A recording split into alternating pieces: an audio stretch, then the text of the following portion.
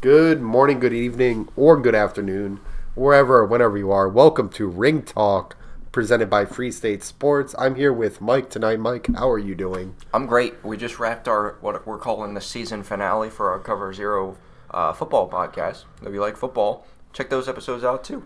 Our season finale is probably going to be around the WrestleMania time frame, right after WrestleMania. Yeah. And we're probably not even going to take a break. Maybe a short one, but nothing past the next PLE. The plan is to keep the wrestling stuff going. The Yeah. show goes on. Even if everyone's favorite Mike doesn't show up. Yeah, and moving. The only reliable person.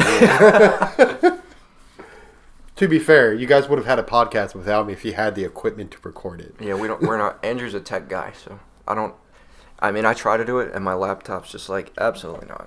So it has been a while. We missed a big PLE that we're going to touch. We're not going to cover the whole PLE because it's kind of irrelevant once we move past. But let's start off with the Royal Rumble, as we call it. Yeah. I didn't forget. 2025, the Royal Rumble. I forgot I said that. I didn't. And what I have to say is props to Triple H for choosing a unique winner and Jey Uso to win the men's Royal Rumble, as it was Jey and John Cena being the final two. And Charlotte Flair as the other. And honestly, I couldn't think of a better person to win except for Charlotte. Yeah. I wasn't too mad at it. I know a lot of people are up in arms about both winners. I actually really liked seeing Jey win, especially now that we've seen the conclusion of Elimination Chamber, which we'll talk about here in a minute. But seeing Jey win was cool. He's obviously probably the hottest babyface in the company right now. So Yeah. I don't think any of those other big names needed it. I mean, it's really fair. There are three absolutes in this world: death, taxes, and Charlotte Flair winning whenever she comes back from an injury. Absolutely. Yeah. 100%. Yeah. Yeah. And congratulations to both of them. I think Jey Uso has been one of the most over superstars, and I've been saying it ever since he got drafted first pick. He was drafted first pick for a reason, and I guess this is the reason. They wanted him to headline WrestleMania next to Gunther. Yeah. Which I think that's going to be a pretty good matchup. I really didn't want to see Jey Uso and Gunther again after seeing that at Saturday Night Main Event. But I'm just kind of treating that as a non-canon event now because we also got Braun Strowman showing up the week after he got absolutely brutalized on TV. Yep. So I'm just kind of like, okay, whatever. Let's move on. Fair enough. Charlotte Flair versus Tiffany Stratton is going to be in the other side of the bracket. Charlotte is slowly showing a lot of Tiffany shortcomings, and it's kind of scary. Tiffany's not so hot on the mic right now. Yeah. I still think she's an amazing competitor, and I can't wait to see what this match builds to. Is Tiffany a face now? I think she's an in-betweener right now, as they call them, tweeners. Yeah. I think she's striding to a face run. Yeah, I think probably I want to say she'll win at WrestleMania, but I don't really know with Charlotte Flair. But I think if she wins, that'll be probably the start of her official babyface run, I would say. But there was a lot of amazing moments that happened and a lot of iffy moments that happened at the Rumble. Do you have anything you want to talk about specifically from the Rumble? Maybe some returns? I really some liked surprise entrances? I really liked I know we're not going to go into every match, but the Cody and Kevin match delivered a lot more than I thought it would. Absolutely, yeah. I thought that was one of my favorite matches. That was one of Cody's best title defenses, so that was a cool one. Yeah, I mean, that's really it. I thought it was pretty good. I liked it that, like you said, the winners weren't super predictable this time around. I absolutely detested Nikki Bella. Yeah, I hated that. I wish they would have given literally anybody else her spot. And honestly, I would rather have Alexa Bliss return at that spot. Yeah, I was going to say Alexa coming back was really cool, too. That was one of my favorite parts. Opposed to Nikki. Yeah. Being at that spot. I don't mind that she was in the Rumble. It's just a 30 spot. And, yeah, she's a legend, but I think she held back the women's division a lot. Yeah. I mean, everybody was rooting for AJ Lee to return, and then Nikki's music hit at 30. I was like, I mean, again, I wasn't even expecting AJ Lee. I was expecting just anybody else. I didn't expect AJ Lee either at that point. But I would have been happy with Piper Niven. Yeah, I would have been fine with any full-timer, to be honest. You could have given that spot to anybody. Yeah. All right, well, we're going to move on to Elimination Chamber then. Because Elimination Chamber was absolutely bonkers. One of my favorite PLEs. It was absolutely brutal. I sat down and I talked to Charlotte and I was like, I'm glad John didn't stay up to watch this because the Sammy versus KO match was just brutal. Yeah. And I loved it. I loved every second of it. But my son's 4. Right. So, this started off with Liv Morgan and Naomi in the ring first in the women's match. This match consisted of some just absolute heavy hitters. Liv Morgan, Naomi, Bianca Belair, Roxanne Perez, Bayley, and Alexa Bliss. Liv Morgan and Naomi starts off in the ring when Jade Cargill's music hit. How did that make you feel? I know you were on the phone. Yeah, I was on the phone with my incredible fiance. It's me. But we were also partied up watching. With his other incredible fiance. I had the PLE on while I was on the phone, so I didn't have the volume all the way up, so I didn't know what was happening when I saw the reactions of the Liv's face and all them, and they were already in the ring. I was like, what is happening? I should probably turn my volume back up. Turn my volume up. Michael Cole's like freaking out, and then I see Jade come in.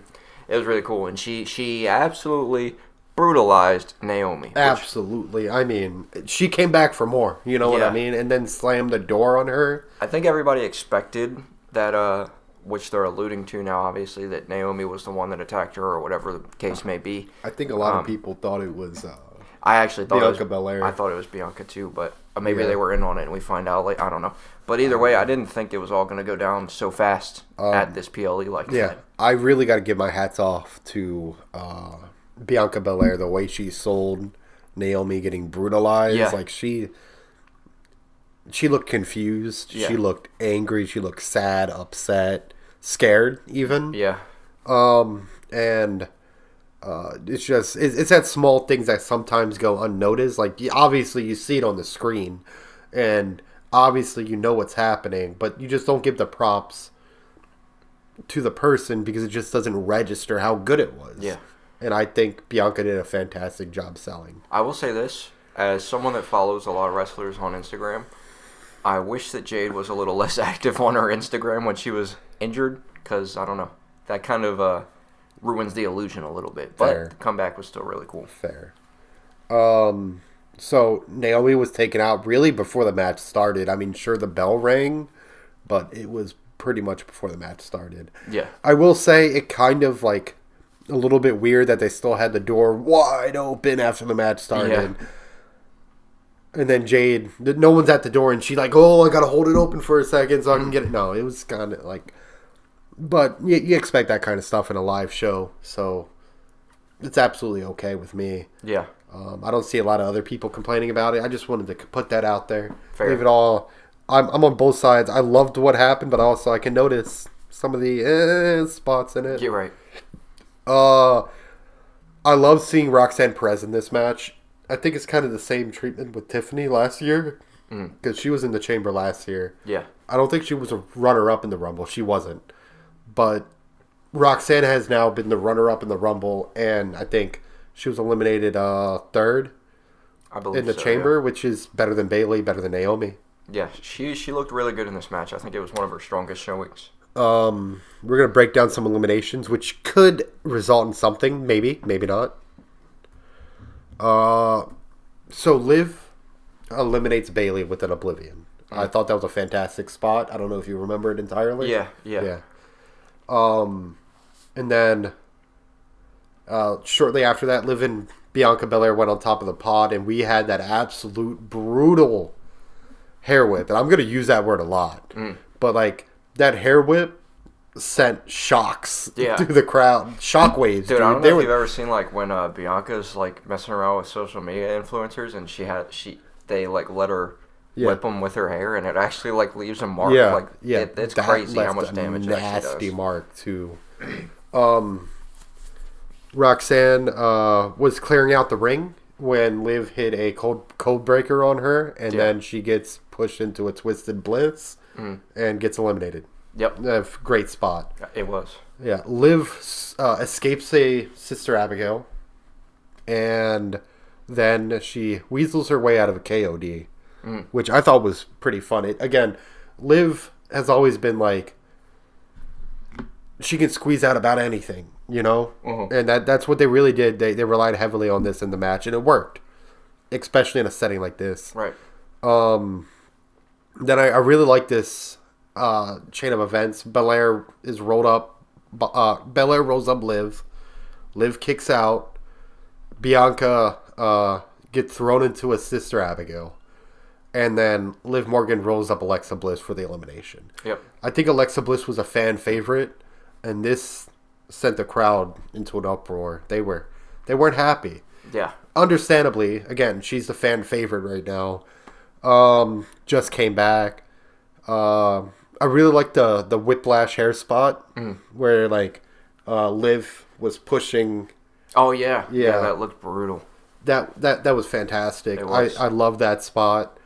Then Bianca goes on the top rope. Liv counters into a code breaker and transition into an oblivion, only for Bianca to pick her up and hit a KOD for the win. Yeah, that was a really good finish too. It was a great finish, and I think this match was one of the better women chamber matches. One of the better chamber matches, period, really. When it comes down to it, these competitors never looked lost. They always transition. They transitioned flawlessly from one spot to another. It didn't look like anybody was out of place in the match. They meshed pretty well. What were your opinions on this match? I agree with everything you just said. I think also this was a big step up from the women's chamber match last year.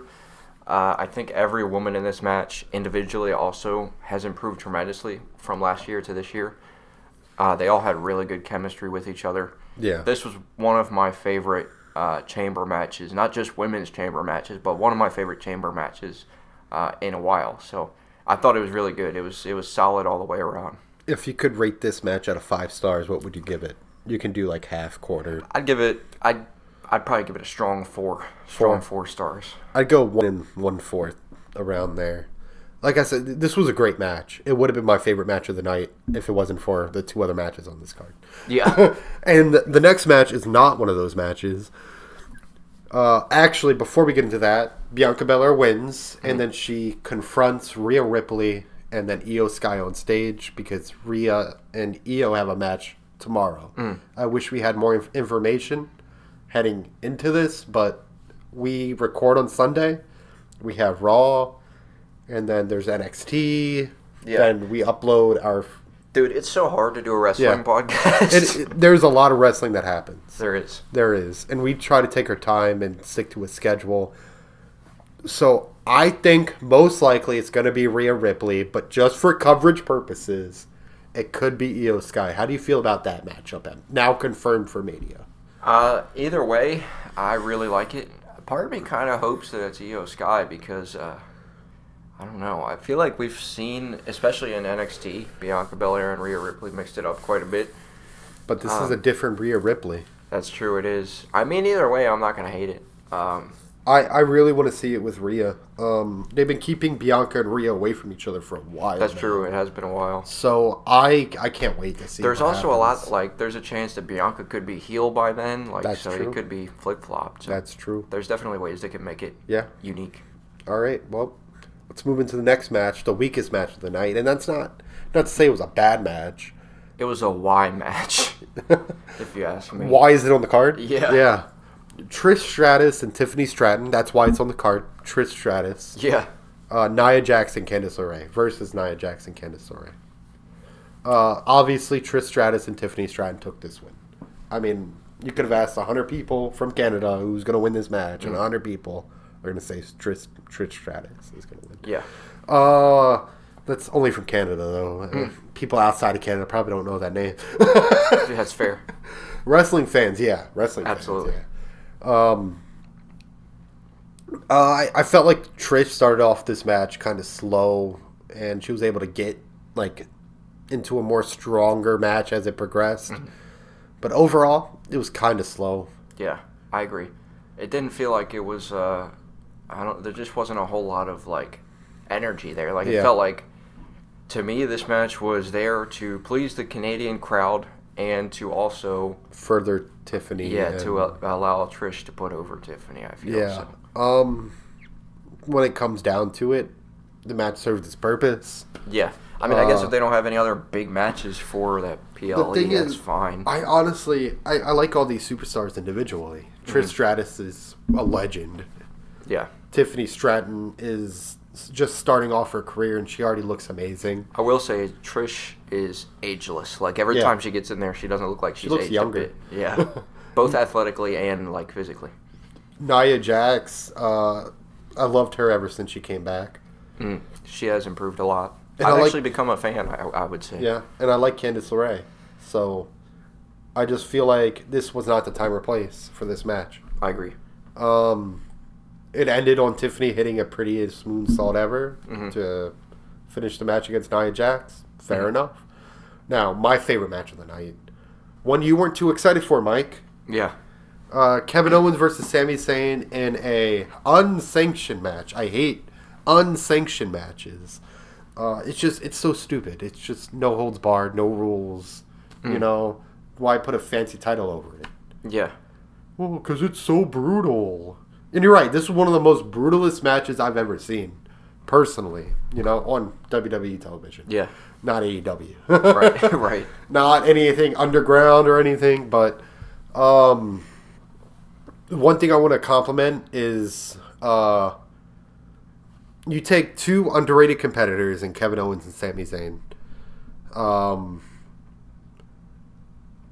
and you put them together. You allow them to be friends for years. They are friends for years. These guys were at each other's, like, they were kids' parties, weddings, whatever, bro. These guys love each other. They can sell that emotion. Yeah. And they sold that emotion. That's what made this match so much better. Everything. So these two former friends and current Canadians, for anyone out there, coupled with this amazing commentary crew, were able to push this brutal match, like Michael Cole begging for the match to end. Yeah. Chairs, tables, barbed chairs, hockey sticks, you name it. And it was there, like, it was a great match. It was. And I'll say this, to your point, I talked about how I wasn't looking forward to it because we've seen, if you've been watching wrestling for a long time, you've seen Kevin and Sami mix it up quite a bit, and they always had this feud where it's usually Kevin turning heel and then Sami faces Kevin most times. But every time they have a match and I'm not excited for it, they remind me just how good they are when they have a match together. So it's hard. You always find yourself enjoying it, no matter how many times they do it. I don't want this match. Damn it, I like it. Fucking like glued to the TV halfway through. And then, if this match couldn't get better, it ends. Multiple power bombs targeting Sami's already weakened neck. And that was brutal, dude. It was brutal. I was right there with Michael Cole. I'm like, just end it. Yeah. Please. And then Kevin looked at Sami and was like, there's not enough damage. He's still breathing. And Randy Orton's music hits. And that was a beautiful thing. I nearly collapsed in happiness. That was man. a beautiful thing. I was like, you're going to give me this great match and then Randy Orton? Yeah. And Randy came out and RKO'd Kevin Owens. Yeah.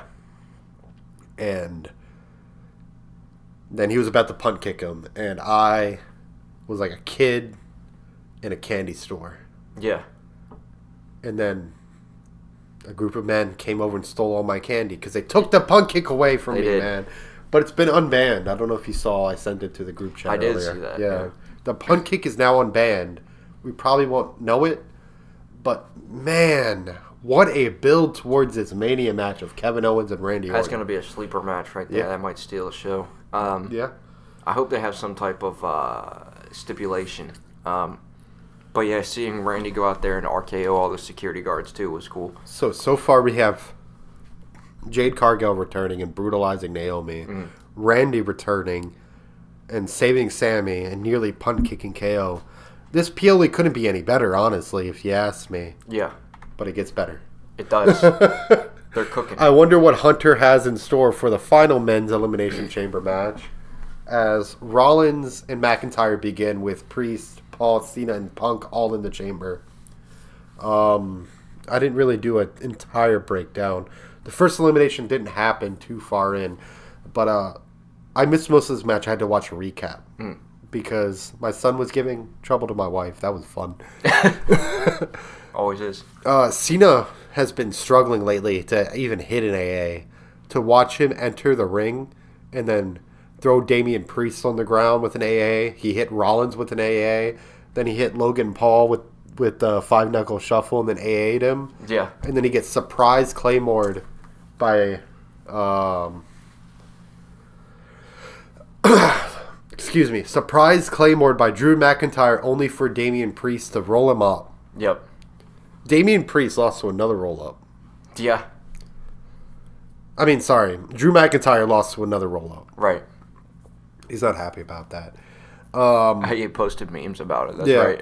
4-3 in an elimination. So Damian takes out Drew. They're kind of setting that up, aren't they? Yeah. Yep. Logan hits a mean frog splash from on top of the cage, and he eliminates Damian Priest after that. Punk and Cena teamed up twice to take down Seth. And then just as Seth was leaving the ring, when Punk and Cena were the last two in the ring, Punk is stomped. Yeah, you were away when that final sequence happened, but when Seth was like temporarily taken out, Yeah. and then it was just Punk Yeah. and Cena, that sequence was so clean with Punk That's and true. Cena. Like Yeah. they were doing like ankle picks and Cena transitioning into the STF and then it being transitioned back into like a GTS and then transition into another submission from like it was a really cool sequence. It was a great sequence, too, when Seth got eliminated. Because Seth was, he was on top of Punk, and then he got off of Punk. No, he was on top of Cena, right? Got off of Cena and stumbled over. And then, Punk grabbed him and then hit him with the GTS, and then he fell back into Cena's AA for the pin. Yeah, that was a cool finish. It was a cool finish, and it was a way to keep Seth from looking too weak. He took two finishes. Like, how do you kick out of that? So You could tell that Punk and Cena have such a big respect for each other. yeah, Especially in this match. This was a great match. If this just ended here, I'd be happy with it, but it didn't end. What happened, Mike? It just got better. it did. It did get better. You got anything to say about this match before we head into the after match? Not too much. I will say this was one of my probably my favorite men's chamber match that I've seen in a very, very long time. Definitely the best one since Triple H has been in charge. Yeah. It was just really clean all the way from start to finish. Every sequence hit. Chemistry was there. It was very, very good for a chamber match. So I enjoyed it a lot. All right. Cena gets his pyro. I didn't go back and check if Bianca got her pyro, but I really don't think she got pyro. I don't think she did, if I remember correctly. And then Cody Rhodes' music hits. Mm-hmm. And Cody comes down. They shake hands. It's all hunky-dory. The Rock comes out with some rapper. No, I'm kidding. Travis Scott. Still don't know why he was there. Yeah. And then he Saw asks really standing there. for Cody's soul, and Cody tells him to go fuck himself. Sure does. Which, whoa. Ever since we went to Netflix, man, we're just not looking back. Yeah.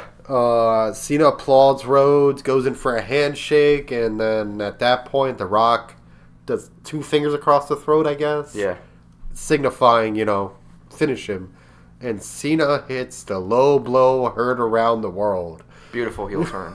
Beautiful heel turn. It's the greatest heel turn in wrestling history. I'm so glad we're getting heel John Cena in his final run.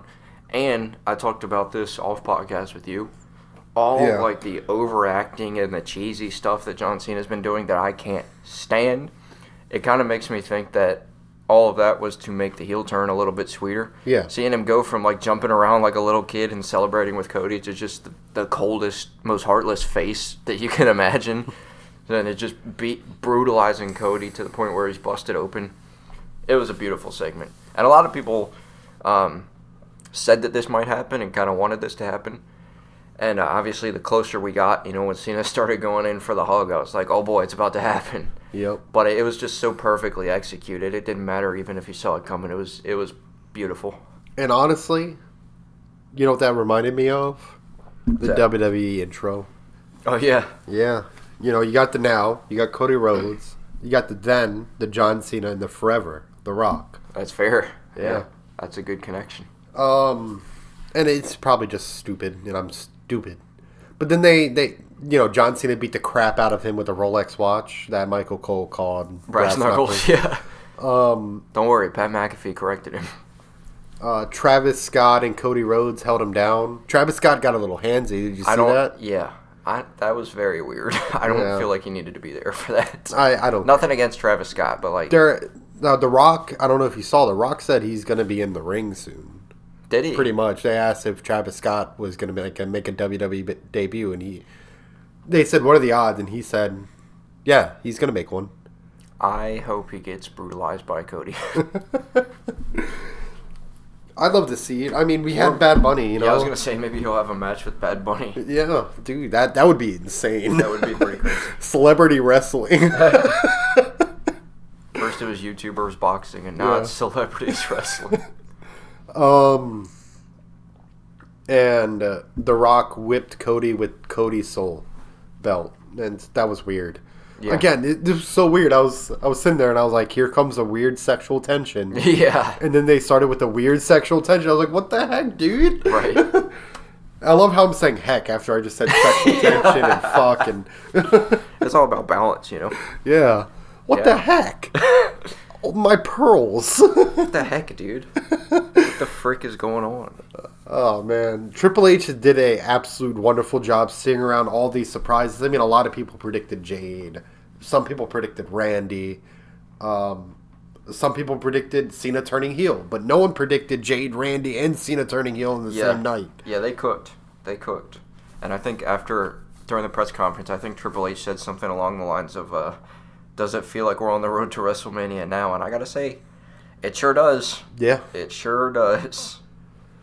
But that's what I've been saying. A lot of people have been annoyed with how the state of WrestleMania has been going lately. Yeah. But you gotta trust in Hunter. You do. You really gotta, and I'm gonna say that every time, just trust the process. Yeah. Because every time he looks at us and says, trust the process, we get delivered this amazing PLE, whatever it is. I mean, if you look at the payoff for WrestleMania main event last year when Cody won, the payoff was so worth everything throughout that entire year. This could be a bigger payoff. It could be. That's all I have for this episode. Do you have anything to add? So in Saquon's name, I just went through our chat, and I'm going to bring up one thing that he wanted to touch on. So in honor of Saquon, he wanted us to... He wanted us to touch on a grading for Triple H's run from WrestleMania 40 to now. So I guess we'll go out of 10. Andrew, how would you rate Triple H being in charge of the whole thing, the whole shebang from WrestleMania 40 to now? Listen, there were some soppy points. There were some PLEs I didn't like. Saturday Night Main Event, not a big fan. Mm-hmm.